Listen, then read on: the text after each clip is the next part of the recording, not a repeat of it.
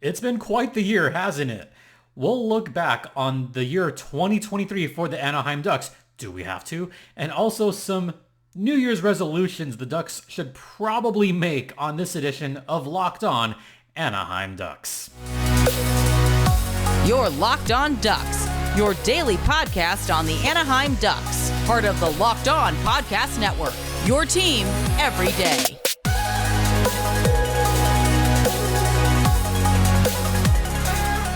Welcome to Locked On Anaheim Ducks, part of the Locked On Podcast Network, or TLOPN. I'm your host, Jason J.D. Hernandez. I've been covering hockey for well over a decade. Thank you for making this your first listen of the day, and thanks to all the everydayers that have stuck around not just in 2023, but in 2022, 2021, that weird 2020 year, and even 2019 when I started doing Locked On Anaheim Ducks. It has been quite a journey, and I especially look forward to 2024, planning to come back in a massive way with this podcast now that I've got my new place here. As you can tell, the suns are going down, so ooh, look, a little duck, quack quack quack quack quack. Anyway, speaking of quack quack, this last year was quackers, wasn't it? Yes, that pun was intended here. So this is going to be a special weekend edition and the last podcast of 2023. We will be back in 2024, not on New Year's Day. I'll explain why in a second. But first, what was that year, folks? I mean, what happened? Well, let's start with the obvious. Dallas Eakins stuck around as coach to start 2023. A lot of people thought he was going to get fired before last season. That didn't happen. Even when the Ducks had that horrific run in the middle of last season, many people thought, okay, he's going to surely get fired now, right? Wrong. We're going to kick it all the way back to January and some of the weird, stupid stuff that has happened over the course of that season. And I'm going to begin with way back. The bright moment I thought early in the season didn't have to do with the Ducks. I thought it had to do with the San Diego Gulls because there was a moment where they looked pretty good and Logix was, killing it at times last season. One other cool thing that happened in January was the mentioning of All-Stars. And you know what? Troy Terry was named an All-Star in last season's game. I thought that was a pretty cool moment and definitely deserved for Troy Terry, who was I say more than likely the best player for the Ducks last season. I thought they did a terrific job making him the focal point of the offense. I thought he did well in that role. Last season, Troy Terry, okay, he didn't quite lead the team all season long, but he was their most important player throughout the season. Now, last season, Trevor Zegras did lead the team in goals, assists, and points when it was all said and done. Troy Terry did miss some time later on, but at the time of the All-Star game, Troy Terry was the most important player on that team. So I think a lot of props went over to his direction. Yeah. Other stuff that happened early on in the season. Dostal was still good. The Ducks had a rough go of it on that long, weird road trip they had. The road trip was kind of a weird one. They had that bad overtime loss at Pittsburgh where Zegras could have had a game-winning shot, opted not to shoot it, turned it over. That was bad. The two wins at the end of the road trip, the Coyotes and the Avalanche, that was fun. They even went on a little bit of a run between late January, early February, right around the All-Star break. They were starting to win some games. They were starting to go somewhere. And maybe Dallas Eakins' job was safe after that. That's what I thought. I thought, okay, his job's safe for another week. We'll let this go. And then the losing really started happening big time after that. After the game at Chicago, where they won in overtime, it was all downhill from there. A 6-game losing streak. And then just a smattering of wins here and there, and that was it. Once it became evident that the Ducks were not going to make the playoffs, they made some moves. They made some trades again. This time, I think it may have helped them a little bit this time. I mean, they did trade away some pieces, but now the Ducks are definitely in a rebuilding mode where we know where they're going. So I think it was important, but it wasn't helpful. And the Ducks went on a historic run to end the season, and not historic in a good way. We're going to start this on March 17th, St. Patrick's Day. The reason I'm pointing out St. Patrick's Day, because that was the last coaching victory for Dallas Eakins in his tenure with the Anaheim Ducks. Yeah, that was a weird one, folks. They beat Columbus 7-4 and then lost their last 13 games in a row where they were outshot a quadrillion to maybe 20 per game. This was a run where the Ducks were allowing 40 shots on goal pretty much all the time. It was bad, folks. It was really bad. They lost their last 13 in a row. They wind up breaking the all-time record for shots allowed in a game. Yes, you heard that right. They broke a record for shots allowed. Far be it for me to say that it was historic in a weird way, because it was historic in a weird way. No team should allow that many shots on goal. They wound up allowing 3,207 shots. By far the most in NHL history, because the next three teams were 30-46, 30-64, 30-80. They leapfrogged that by 127 shots allowed. It was bad.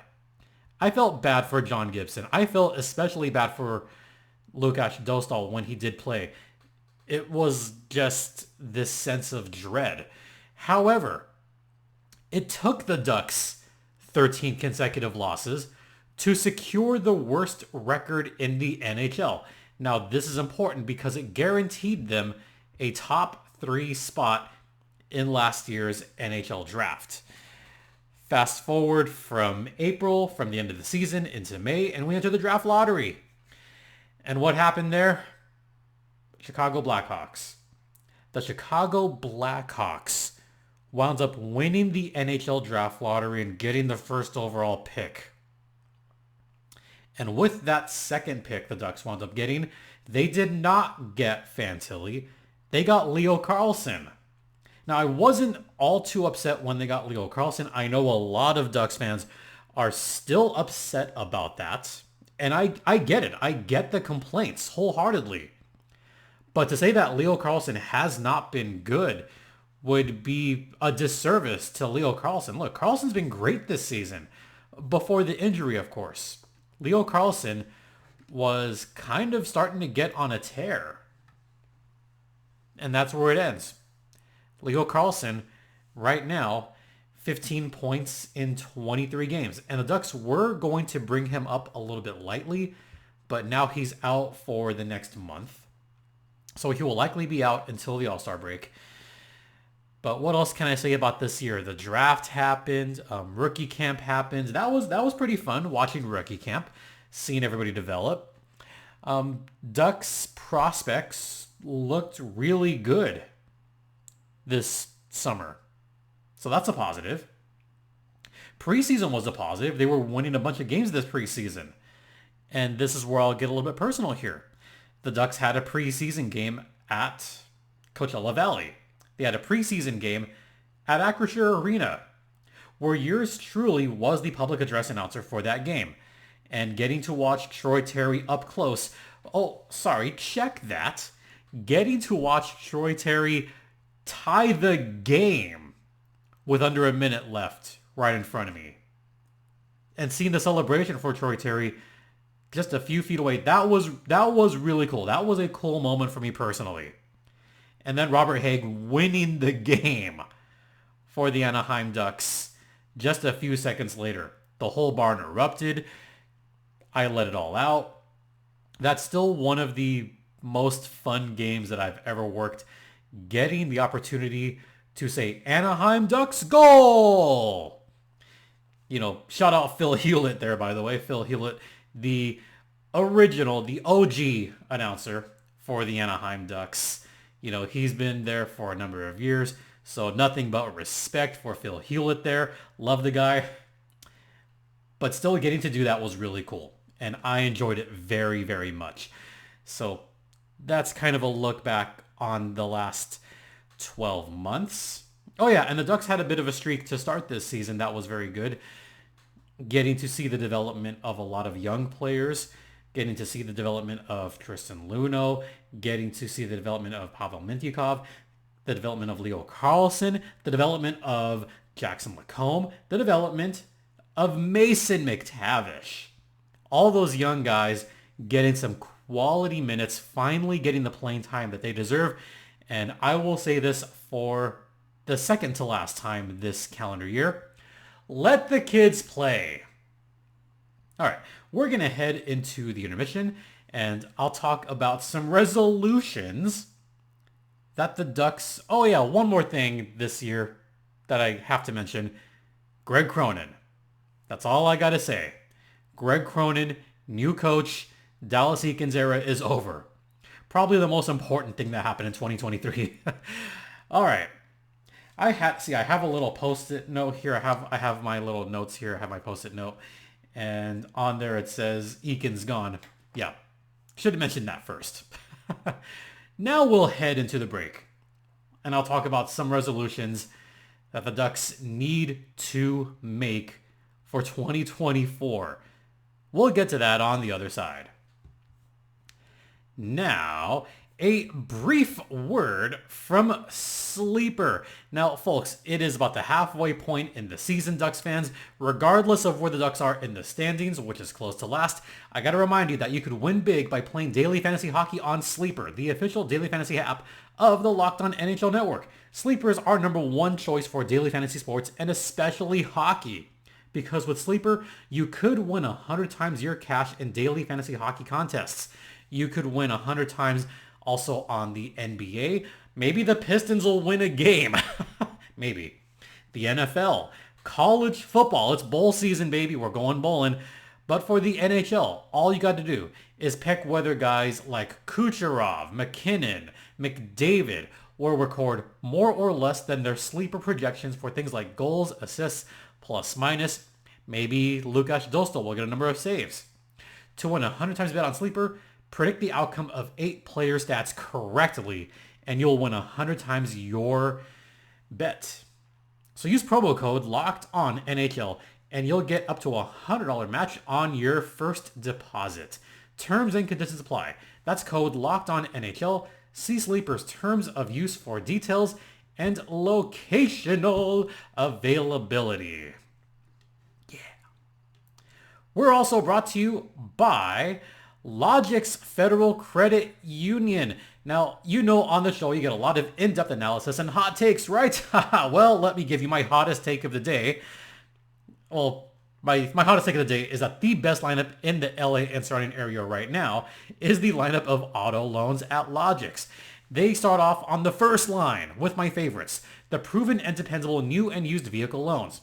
Count on these guys to give you low rates and save you big time bucks. Second line, they've got an exciting new rookie sensation, like Leo Carlsson, in their electric vehicle loans with super low rates and flexible payment terms. Rounding out the bottom six, rounding out the lineup, they've got their auto refinancing loans and lease buyout loans. With these guys, you could lower your monthly payments and get on the road to owning your car faster. Look, I know it's a hot take, but seriously, no one can beat the lineup at Logix. Visit your local Logix branch right here in the LA and surrounding areas and let one of their amazing team members help you out. Or just apply online in minutes on your little laptop at logixbanking.com/car. That's LOGIX banking.com/car. All right. It's time to make some resolutions, folks. It is absolutely time to make some resolutions, and I have not got many for the Ducks. And I'm going to start off with the obvious one that I personally have said a number of years on this podcast, ever since the Ducks got Trevor Zegras, and he was the MVP in the World's Juniors, and he finally came up to the Ducks, and Dallas Eakins did not do something. Hence where this came from for those of you longtime listeners on the podcast. That's when I began to say, let the kids play. Because Trevor Zegras, if you recall back in 2021, he got benched for a number of games. Jamie Drysdale also not getting the playing time that he frankly deserved. So my number one by far New Year's resolution, play the kids. Let the kids play. And look, you know I'm going to say this a lot this season. I've been saying it a lot. I know the most important line has been Vetrano, McTavish, and Strome. McTavish might be the most important player on the Ducks this season. Not Troy Terry, as much as I love Troy Terry. Not the most important player for the Ducks. Trevor Zegras, no. Not the most important player for the Ducks. He's been out for a number of games. Cam Fowler, he has been important. Minty has been important. Terry's been important. Frank's been important. He's leading the team in goals. But right there in the team lead in points, one behind Frank Vetrano, is Mason McTavish. Partially because he's played 7 less games than Frank Vetrano. But you've got to get McTavish going again and get him out there as much as possible. Get him out there on the power play as much as possible. And the Ducks even did this a little bit earlier this season. And I like that we saw a little bit of Mason McTavish on the penalty kill. That's pretty cool. Something that he was very good at on the Ontario Hockey League a couple seasons ago. He was very good on the PK. He was good on the penalty kill during the World Junior Championships. Need I remind you of that game-saving save in the gold medal game for Mason McTavish? Yeah, he's important. By the way, Mintikov, he's leading the team in assists. What? Yeah, let me repeat that. Pavel Mintikov is leading the Ducks in assists with 16. If you're going to tell me that he's not important, you are dead wrong. And I'm not going to go over the texts or tweets again. Oh, what, like Mintikov, like, you know, he might be, no, nothing. There will be no Minty slander on this podcast. He's done about as well as you can expect. Probably better than expected, to be honest. How about Jackson Lacombe? He's had a couple of very good defensive shifts the last couple of games. Especially, did you notice the game against Vegas? He was the last guy back on breakaways, either a 3-on-2 or a 2-on-1. And he would break up a cross ice pass. Something the Ducks do need to do better this season. And that is part of my next resolution. But Lacombe has been very important in that role. So you got to get him out there as much as possible. Jamie Drysdale's finally back. He's on the top line. So we're seeing some more minutes from Drysdale. Once Tristan Luneau gets back from illness and from World's Juniors, I'm sure Luneau will be back and hopefully better than ever. I so hope. I hope the best for him. Leo Carlson, he'll be back in a month. I expect him hopefully to get in the top 6 by the end of the season because I think he's very good. I think he deserves it. Z is Z. Let Zegras be his own guy. Let him do his thing. And just let him keep getting lacrosse goals because sometimes that's the best play. Next resolution for the Ducks. Protect the net.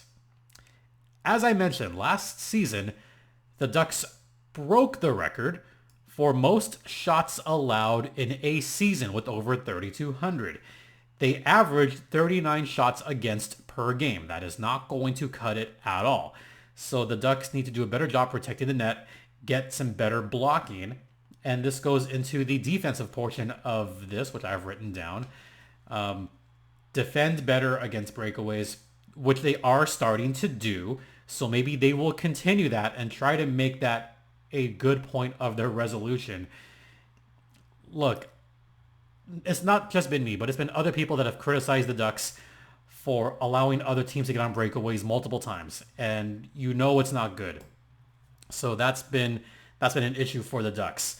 Another resolution that I have, and this goes back to last season, get better stuff back during the trade deadline. Look, the Ducks are going to be sellers this season. We know that. So maybe get some really good assets back if they're thinking about making some big trades during the trade deadline this season. And this is more of a personal one, but personal resolution for me is to get more guests on the show, which is the plan. Aaron Cooney from the Goals is sets to come on next month, among other guests, but I'm mentioning that one first because he's going to come on. John Broadbent will be back on here talking some Goals hockey, and I'll have a couple other folks coming on. We're going to talk Goals hockey and have some more guests for postcasts. That's always fun. So I look forward to doing that. And I guess another personal one for me is to keep enjoying what I'm doing. I think after the car accident and the funerals and moving and just all kinds of stuff that happened last summer, it's been a bit of a grind for me. So I think my resolution is to get back to just being joyful talking about this team and looking forward to talking to you. And that's something that I'm going to really focus on, is, having as good a show for you guys as possible. And big resolution for me is to dress up these walls. It's kind of overwhelming. I still don't know what I'm going to put in the background. Most shows will have either this wall or this wall in the background, but these are accent walls because I have white walls back there as well. So how I decorate this space, I still have no idea yet. There will be some Duck stuff. There'll be some hockey stuff. I just look forward to next year. It's going to be bigger and better than ever. And of course, continuing with the Coachella Valley Firebirds. That's going to be so much fun, folks. Cannot wait. All right. That's going to do it for this podcast. That's going to do it for this year, by the way. Can you believe we're already at the end of the year? My goodness. 2023 just kind of flew by, and I want to thank you all for listening, for watching all this past year. Next year is going to be better, folks. It is going to be so much better. More shows at Acrisure Arena. That's always fun. So check us out there. In the meantime, you can follow me on the site formerly known as Twitter at StimpyJD. The show's Twitter/X is at LO_Ducks. You could email me at lockedonanaheimducks@gmail.com. We will not have a show on New Year's Day, and we'll probably not have a show on the 2nd, maybe the 3rd either, because as soon as I'm done recording this, I'm going to be editing, and then I am out of here. Because I will be going to the Winter Classic in Seattle. Well, yeah, it makes sense because technically that's who I work, well, aside from Locked On, but that is technically the organization that I'm employed by. I'm an employer of the Coachella Valley Firebirds, which is an affiliate of the Seattle Kraken. And Oakview Group is going to be out there. There's going to be a bunch of folks going out there. And I will be one of the many Coachella Valley Firebirds, faithful going out there to Seattle, to T-Mobile Park, but I still call it Safeco Field, to watch the Vegas Golden Knights and the Seattle Kraken in the 2024 Winter Classic. My first Winter Classic game that I'm ever attending. My second outdoor game. First one being Kings Ducks at Dodger Stadium. So for me to get to go to a Winter Classic, it's a thrill of a lifetime. I cannot wait, folks. So we'll see if I can get a show going, but if I don't, that's why, because I'm gone in Seattle. So that's where I'm heading to. Gonna be fun, folks. All right, that's gonna do it. I am out of here. For myself and everyone else on the Locked On Podcast Network, I'm your host, Jason JD Hernandez, saying salutations for 2023. And, for Locked On Anaheim Ducks, I'm JD Hernandez saying, Please be careful out there, especially New Year's Eve. Please be kind to one another. And Ducks fly together.